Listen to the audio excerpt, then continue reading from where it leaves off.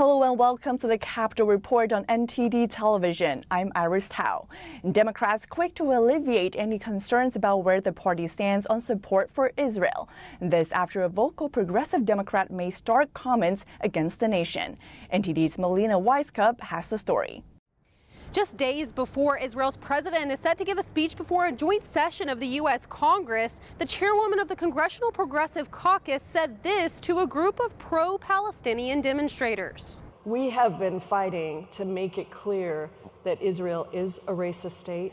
Immediately drawing a response from Democrat leadership defending support for the Jewish democratic nation. Leader Hakeem Jeffries alongside his leadership team writing, "Israel is not a racist state. We're determined to make sure support for Israel in Congress remains strongly bipartisan." Since Israel's founding, both Jewish and non-Jewish citizens of Israel are treated equally. They have equal access to the courts, equal access to public education, equal access to healthcare, and anti-Zionism is the anti-Semitism of the 21st century. Congresswoman Jayapal later retracted her comments, calling them an attempt to diffuse a tense situation and clarifying that, quote, "I do not believe the idea of Israel as a nation is racist, but that Prime Minister Netanyahu's policies are." Do you think that distinction at all mitigates the impacts of her comments? No, that distinction actually compounds her comments, because if you look at what Prime Minister Netanyahu has done, she's referring to the so-called settlers, our Jewish families and Jewish businesses that are merely trying to thrive in the heart of the homeland of the Jewish people in Judea and Samaria. Jewish people have lived there for thousands of years. It's well documented. Speaker Kevin McCarthy, when asked if the GOP would take action against the Congresswoman because of her comments, had this to say. The only time action has ever been taken is when we had to take the action.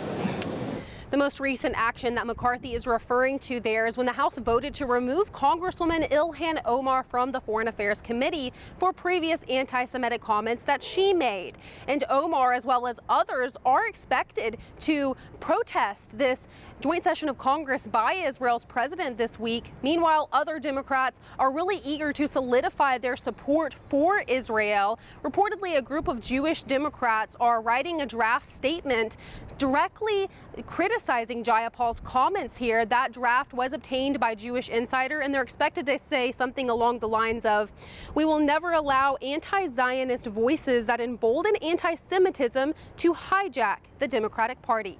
Reporting from Washington, D.C., Melina Weiskup, NTD News. As Republican presidential candidates gear up for the first debate in August, the recent campaign finance data shows that former President Trump has raised the most cash so far. NTD's Arlene Riches reviews the top fundraisers and which candidates are eligible to debate. The latest Federal Election Commission data shows the former president has raised nearly $36 million to date. He's leading Governor Ron DeSantis by more than $15 million. DeSantis has raised over $20 million, but he's spent more than $8 million since he entered the race in late May. And now he's cutting back on staff. Candidates spend donations on a number of expenses, including travel, payroll, and advertising. As of June 30th, entrepreneur Vivek Ramaswamy is holding his own at just over $19 million raised. Other top candidates have raised between $7 million and $11 million. Former Vice President Mike Pence remains at the bottom half of the pack with less than $1.2 million raised. But campaign financing alone won't get candidates to the debate stage. The Republican National Committee has 3 requirements. 1, raise money from a minimum of 40,000 donors. 2, register 1% or above in 3 national polls or 2 national polls and 1 early voting state poll. And 3, pledge to back the GOP nominee. The qualifying polls must be conducted after July 1st. A Morning Consult poll released last week is one of the first national polls approved by the committee. 56% of GOP primary voters polled said they would vote for Trump in 2024. DeSantis held a distant second at 17%. Ramaswamy got third place with 8%, overtaking Pence. Other candidates who made the cut include Pence, Nikki Haley, Senator Tim Scott, Chris Christie, and Asa Hutchinson. Some candidates eager to make the debate stage have to be creative to secure 40,000 donors. For example, Ramaswamy recruited people to raise money for him, and he's willing to let them keep 10% of what they get from donors. North Dakota Governor Doug Burgum is seeking donations of as little as $1 and offering a $20 MasterCard or Visa gift card in return. It's unclear whether or not these tactics would pass muster with the Federal Election Commission, but so far there haven't been any legal or ethical challenges. It's also not clear whether or not all of the candidates have pledged to support the winning nominee. Chris Christie has said he could never support Trump again, and Trump himself has yet to sign the pledge. President Biden's re-election campaign reportedly getting fewer donations than it did at the beginning of the 2020 race. Meanwhile, Democrats are voicing concerns over a potential third-party unity ticket for the upcoming election. Here are the details.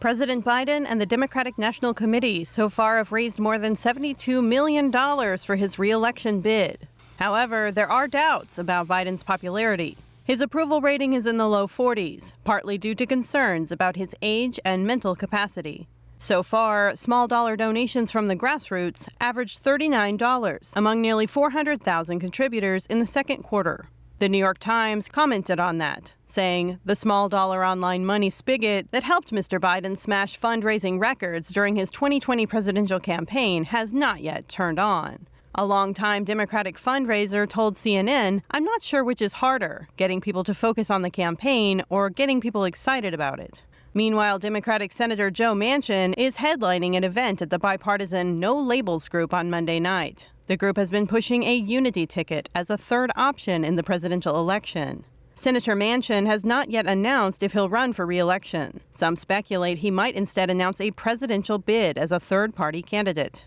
Polls indicate that a no-labels ticket could become a problem for Biden, but help former President Trump. That's if he wins the GOP nomination.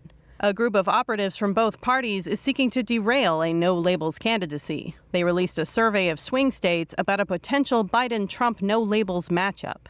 It found that no labels draws 13 points from Biden and 8 points from Trump. In the 7 swing states, a no-labels ticket swings the vote from Biden to Trump by an average of 4.3 percentage points per state. That's why some Democrats are against a no-labels ticket.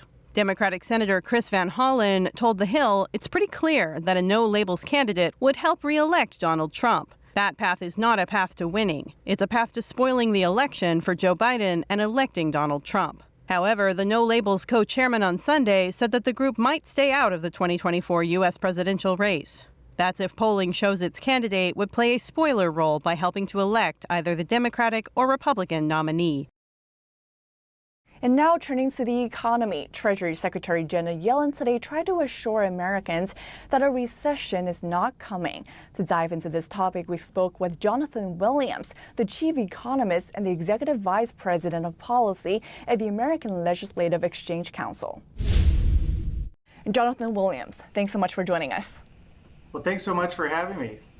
So first, on the U.S. economy, Treasury Secretary Janet Yellen said that last week's report on consumer prices was quite encouraging, adding that even though the U.S. growth has slowed, she does not expect a recession. Is our economy getting better? Well, let's all hope that Secretary Yellen is correct on that front. I mean, it's been a long time coming. We've been through some painful quarters, obviously, with record high inflation. I mean, is the economy out of the woods yet? I don't think so. There's a few major problems on the horizon. You know, one is the coming massive tax increase that our economy will see if nothing is done in Washington. And why is that? That's because the 2017 Tax Cuts and Jobs Act, signed into law by President Donald Trump a number of years ago, is already beginning to phase out some of its business provisions right now. And if acute viewers of yours remember, all of the individual side protections from that Tax Cuts and Jobs Act go away and are repealed if nothing is done in Washington by the end of 2025. So in a couple of short years, I know it seems like a long ways off right now, we're going to be facing one of the largest tax increases in American history if nothing is done in Washington. That is a major threat that's looming, I think, over this discussion. Another one is, of course, our $32 trillion plus now of national debt and what that means for future tax increases, what it means for borrowing costs for America, what it means to many aspects across the economy. And so those are a couple of things. In addition, commercial real estate, I don't think is out of the woods yet, as we've seen many potential contracts coming up here in the next number of months over the course of the next couple of years. And so while I certainly hope, I think all of us can agree that we hope that Janet Yellen is correct in this regard, I think there's just too much uncertainty and too much risk when it comes to the policy environment to declare that we're going to be in for a soft landing or avoid a recession. And of course, we know that Secretary Yellen just came back from China. And we know that according to the latest numbers released today, the Chinese economy grew just 0.8% in the second quarter. And Secretary Yellen says that that could have some negative spillovers for the U.S. economy. What do you think? Well, there's no doubt when you look at an economy the size of China's, and whether you believe the official government statistics coming out of China or not, I think it's a big open question for many economic observers. And if you take them at their word that this is, slowing, I do think that portends very dangerous things potentially for the world economy, as it's such a large market participant as we see in the Chinese economy. If they're going through this type of an economic downturn, I know there's talks about potentially the government in Beijing to really have a fiscal stimulus package potentially proposed here in the next number of weeks. And if it's in that sort of a dire condition, I do think there are some potential negative spillover effects for not only the United States, but the rest of the industrialized world. So speaking of Washington spending and, of course, another type of debt, the Biden administration last week announced a plan to cancel $39 billion worth of student debt for some 800,000 borrowers. What's your take on that, and will it have an impact on the U.S. economy by any chance? It's a huge policy question. I think one that many Americans view with a degree of huge amount of unfairness as part of the system. If you've worked hard and you try to get yourself through college without accumulating debt, or you've worked for years, if not decades, to try to pay off your student debt, you ask yourself the fundamental question, what about me now that this new group of folks with the debt is getting these debts potentially forgiven if this is held up by the courts? But I think it does raise the larger question of what's the proper way to decide the policy question on this of forgiving debt or giving some sort of relief. Not only just is it unfair, but it needs to go through the legislative process. People that are held accountable by the American people, by their voters, need to go out there and talk about this as a legitimate policy discussion in Washington, not some executive order or some approach just by the executive branch trying to take far more control, certainly, than our founders of our American Constitution designed. Jonathan Williams, thanks so much. Well, thanks so much for having me. Thank you for watching the Capitol Report. If you want to see our full broadcast, check us out at epochtv.com.